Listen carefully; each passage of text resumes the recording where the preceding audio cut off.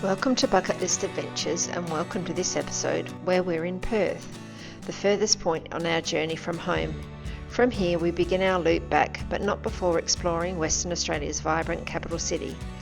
We check in at the Central Caravan Park, a handy spot close to everything even if it's not quite 5-star, and then head out for 2 jam-packed days of urban adventure.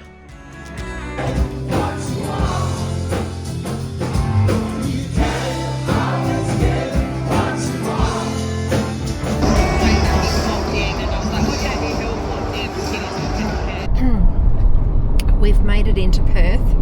It wasn't a very long drive from Mandurah, and we've already set up in the salubrious surroundings of the Central Caravan Park, which is in a good location. But now that we've set up, we thought we had some spare time, we'll go and do something fun. So we are going to head to Freo.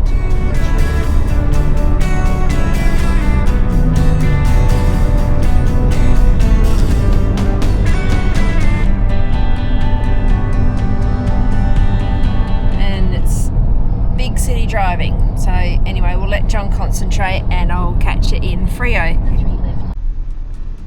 Fremantle, or Freo as the locals call it, is Perth's vibrant port city where heritage and creativity collide. Where the Swan River meets the Indian Ocean, Fremantle is one of Western Australia's most historic settlements, dating back to 1829. As we drive through, you will notice a beautifully preserved 19th century architecture with many buildings made from local limestone, giving the town its distinctive charm. These streets are a home to a buzzing mix of cafes, galleries, street art, markets and microbreweries. The railway station.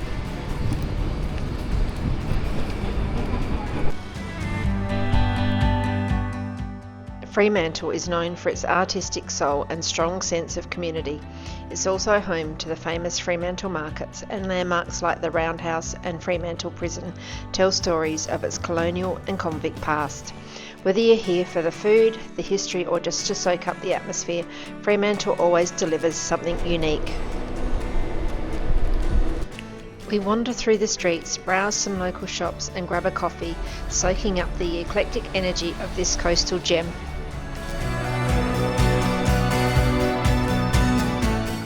As we stroll along High Street, it's like stepping into a different time. This stretch is one of Fremantle's most photogenic spots, a European-style boulevard lined with grand heritage buildings, many dating back to the late 1800s and early 1900s. The architecture here is a mix of Georgian and Victorian influences, with ornate facades, iron lace balconies and wide arched windows. These buildings once housed shipping companies, banks and merchants during Fremantle's booming gold rush and port trade days. These days you'll find them filled with boutique shops, galleries and cafes, blending old world charm with a modern creative vibe.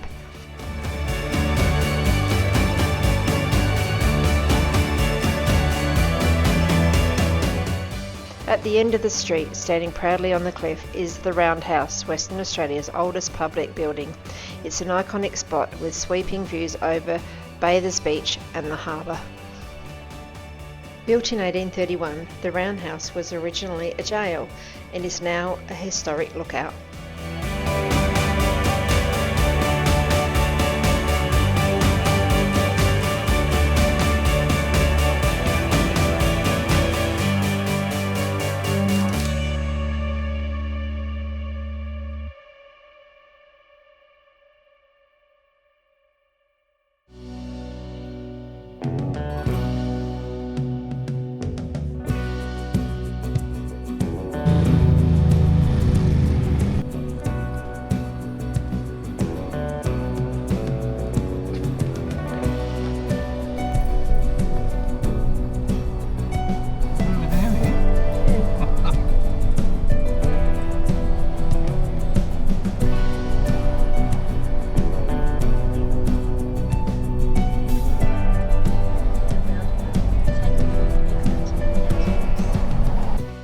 Next we step into the dark past of Fremantle Prison.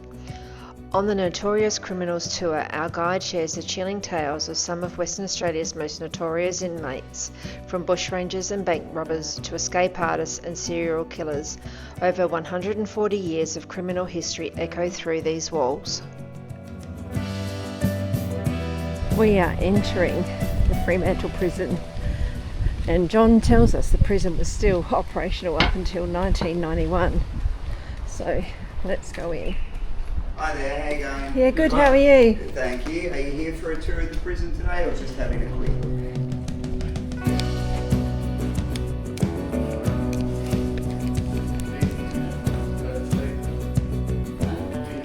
The Ray Gates were built in the 1850s by convicts.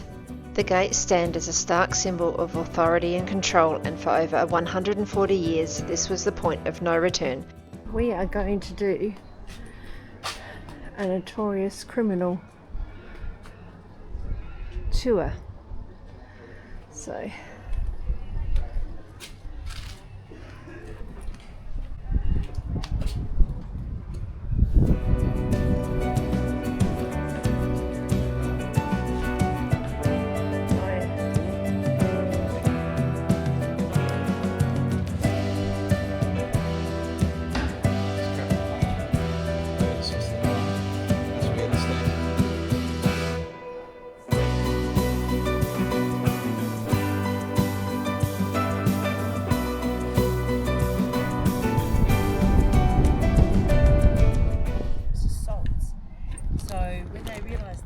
started to put things together, and they believed that Martha Randell was brushing the back of those kids' throats with spirits of salt.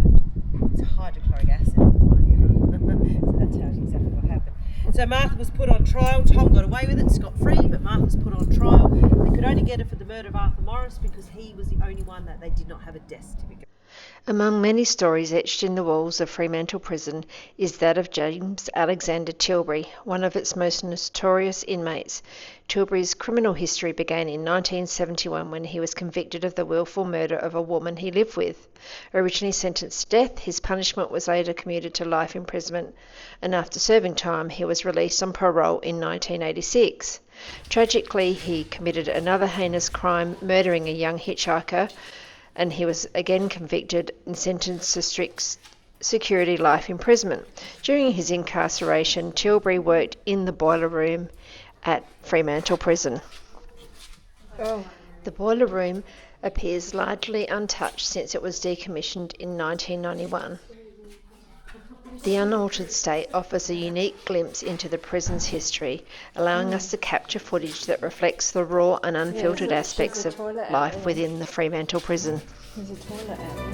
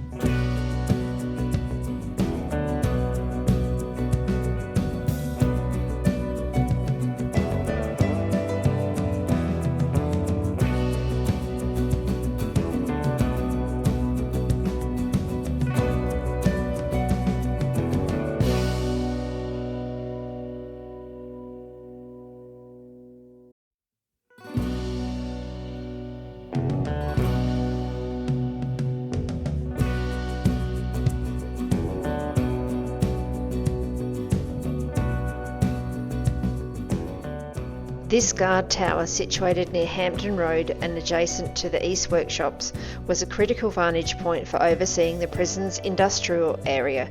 From here, officers maintained constant surveillance over inmates engaged in trades like blacksmithing and carpentry. The tower's elevated position allowed guards to monitor for any signs of unrest or escape attempts, ensuring the security of both the workshops and the prison perimeter.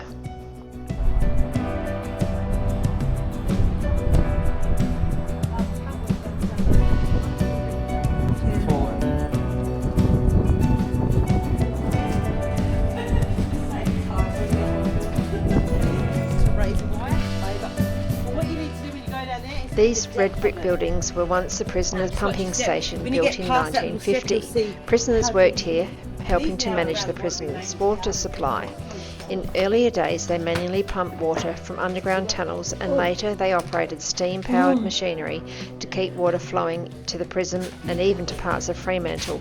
It was tough, hot work, but it gave some inmates valuable mechanical skills they could use after release.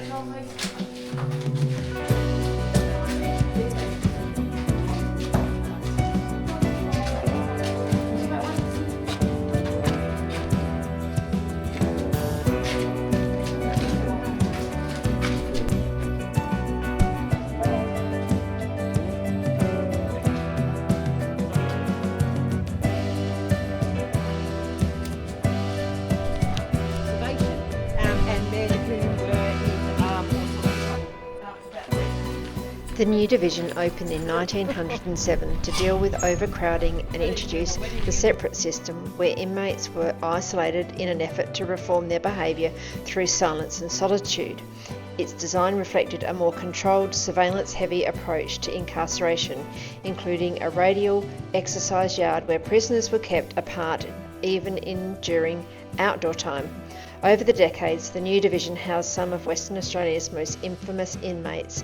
Behind these very bars were men like Brendan Abbott, the so-called postcard bandit, the Micklebird brothers embroiled in the Perth mint swindle, serial killer Eric Edgar Cook, murderer William Graham, and even Mariam Cudale, one of the very few women held in the system during her time.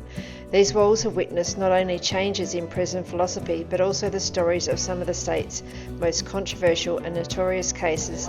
Today, the new division remains a stark reminder of both isolation and infamy in Western Australia's penal history.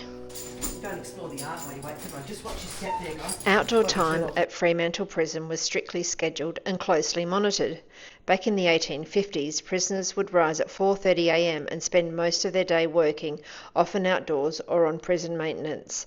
By the 1960s, the routine had changed slightly. Prisoners had brief time in the yard after morning unlock, and again at midday, and then after their final work shift before being locked in for the night. In the yards, inmates would walk laps, stretch their legs, chat under supervision, or pass time with basic games like drafts. While exercise time offered a brief reprieve from confinement, it was always structured, silent when required, and tightly controlled. Up until the prison's closure in 1991, prisoners relied on slop buckets for their toileting needs. Each morning, they would empty these buckets into septic traps in the yard, a process known as slopping out. This routine was not only physically unpleasant, but also psychologically degrading, contributing to the prison's notorious reputation. In the final months before Fremantle Prison's closure in 1991, inmates were granted the freedom to paint murals on the walls of the exercise yards. These artworks, ranging from serene landscapes to vivid expressions of personal experiences, provided prisoners with a rare outlet for creativity and self-expression within the confines of incarceration. In November 1989, Brendan Abbott executed a daring escape from Fremantle Prison. While working in the prison's tailor shop, Abbott crafted a convincing prison guard uniform.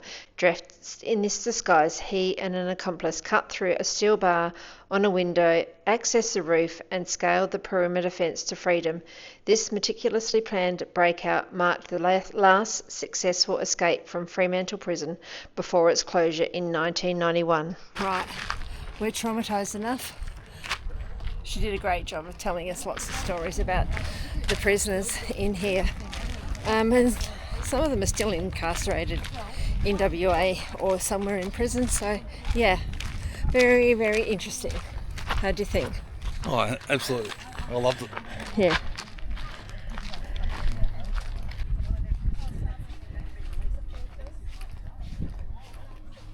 Going, you don't know if you're going to make it. That's Brendan Abbott's escape route. Jeez.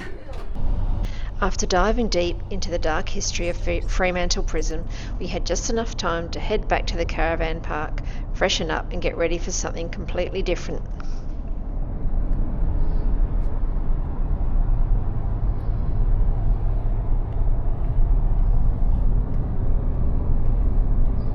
Not sure if I'm keen on the old busy traffic situation. Much prefer those country roads. How about you? Oh, absolutely. I'm a country bumpkin these days. Yeah.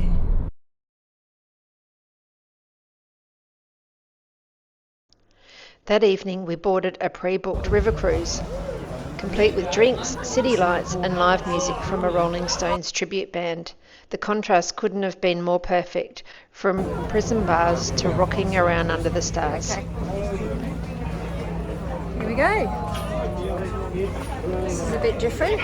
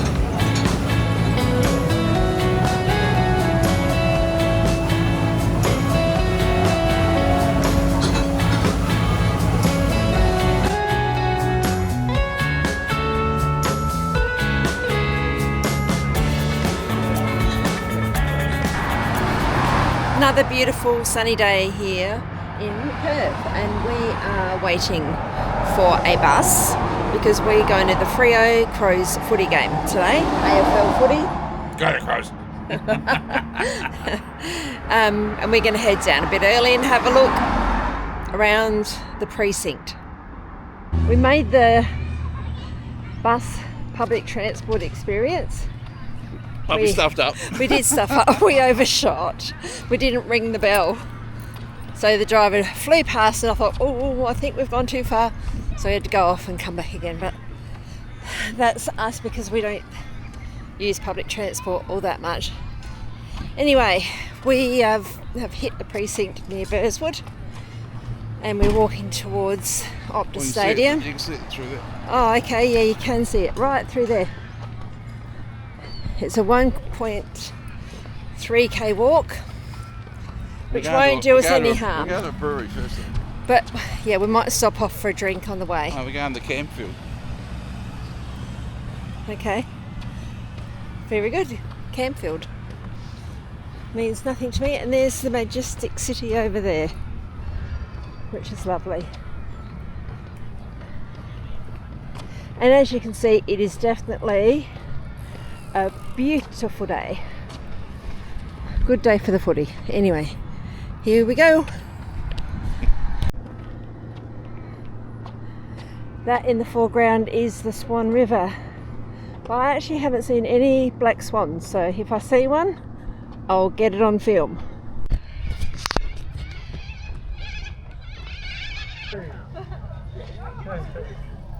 Looks like a roller coaster. There's a zip line coming across from the highest point, and there are people queued up to go on it. Found ourselves at the pre-game bar, having a couple of drinks and some snacks, game doesn't start for about 3 hours, but anyway, we'll go to the ground before that. We're just having a cup of drinks and something to eat. Here he comes. The statue of Nicky Winmar. Okay, so we're coming to the gate where we come in, gate A.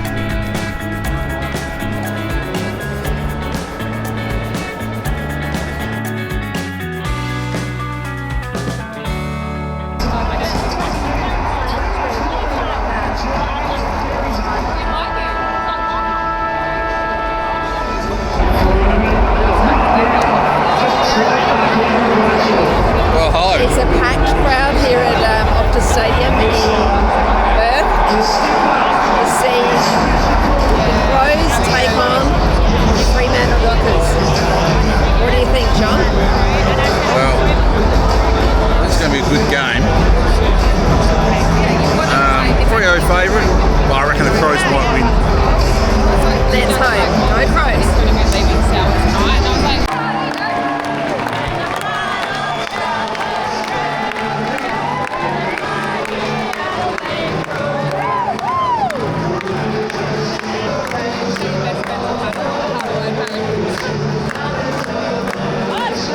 The Australian Football League and the Fremantle and Adelaide football clubs invite you to join the coaches, players and umpires as we honour the Anzacs and all those people who gave their lives in the service of their country.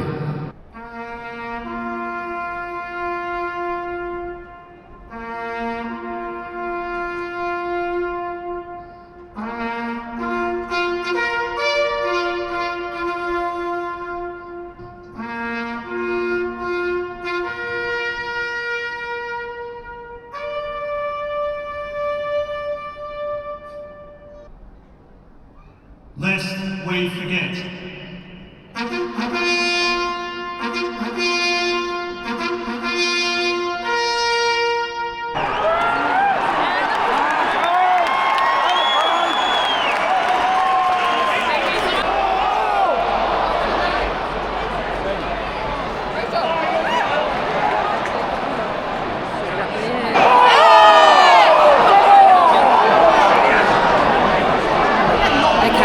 So we're back into the second half and the Crows are down. Yes. Come on. Well, they're singing the Freo song behind us, but the Crows only lost by 3 goals in the end, so it wasn't that bad. But the Freo fans are going off.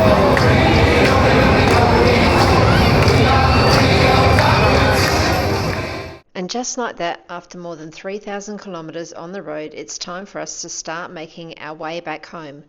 From Port Hughes, across the mighty Nullarbor, to the stunning beaches of Esperance, and through the world-class wine region and mysterious caves of Margaret River, it's already been an unforgettable journey. But we're not done yet. There are still some incredible places ahead, exciting landmarks, beautiful landscapes, and moments that we'll remember forever. So if you've been enjoying the adventure, give us a thumbs up, leave us a comment, and don't forget to subscribe so you don't miss what's coming next. We'd love to hear from you. What's been your favourite part of our trip so far? Have you been following along from the start, or are you planning a road trip of your own? Let us know below. Thanks for watching. If you enjoyed this adventure, come back and watch more episodes. We think you're going to love the stories we have in store. So keep watching and don't miss out on our next epic journey.